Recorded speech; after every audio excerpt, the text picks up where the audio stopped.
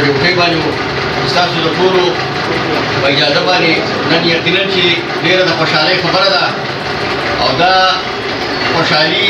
په دې وجه باندې وشوه چې زمونږ اتفاق او اتحاد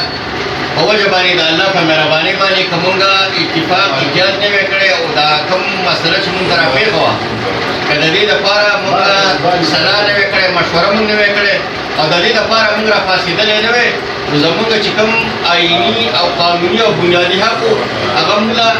جیمې والا واسه والا مونږ له هغه نه راکړل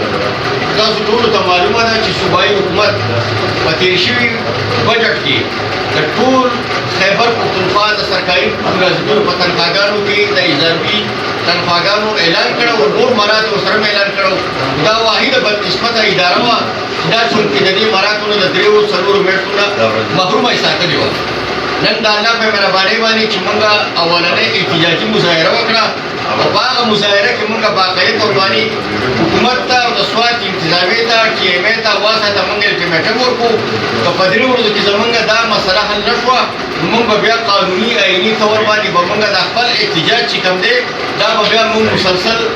روانو او په دې کې که څه نقصان وشو نو بیا به دا ادارې به یې ذمواري په هغه حواله باندې نن ماسپښین زمونږ په ځای کې زما په مشرۍ کې غونډه وشوه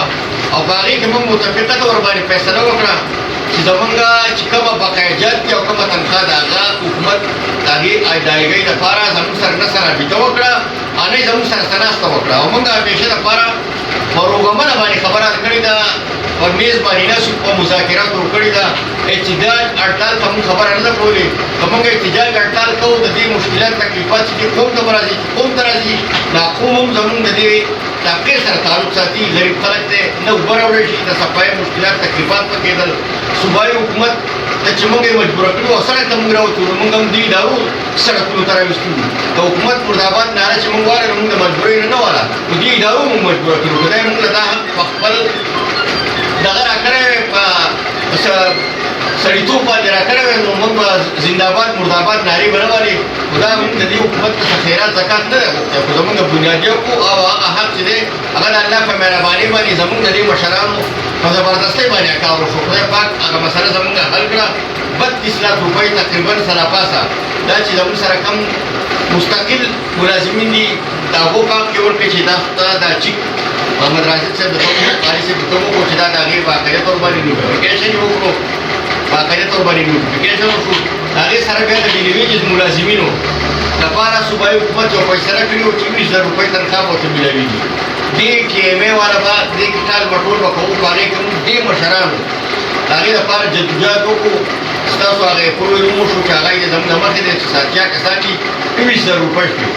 20,000 روپۍ ستاسو باقاعده طور باندې نو موږ دلته چې نن راغونډ شوو د دې مقصد لپاره موږ راغونډ شوو چې موږ نن کوم سبا د هړتال فیصله کړې ده چې موږ به سبا هړتال کوو د هړتال مقصد دا و چې اوبه به سپلایي به بندېده صفایي به لګېده نو نن موږ دا فیصله متفقه طور باندې وکړه چې موږ خپل هړتال فیصله چې کومه ده موږ هغه واپس واخیسته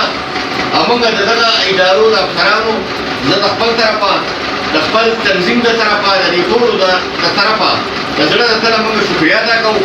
چې سبا به خدای نخواسته به دې کې څه واقعیت په دې کې کېدل مشکلات تکلیفات پرې کېدل بیا د جمعې ورځ وه خلکو ته به بیا زیات تکلیف میلاوېدو خو دا ښه وه چې موږ په دیانتدارۍ او په ایماندارۍ او په مخلصانه انداز باندې زموږ دې ملګرو خپل جدوجهد کوو د الله په مهربانۍ باندې هغه مسله چې کومه وه هغه خدای پاک حل کړه نو موږ همیشه دپاره د خپل ملګرو دپاره په مذاکراتو په ذریعه باندې مسله راکړې هړتال خو ډېر وروستی خبرې چې موږ هړتال کوو نن د الله په مهربانۍ باندې زموږ مسله خدای پاک حل کړه نو سبا نه به کشري خپلې خپلې ډیوټۍ ته به ځئ او همیشه دپاره موږ په ایماندارۍ او په دیانتدارۍ ډیوټي کړې ده او موږ به دا قرآن او دا قسم موږ خوړلی دی چې موږ به د مزدور په حقوقو باندې هېڅ قسمه سوداګري د هېچا سره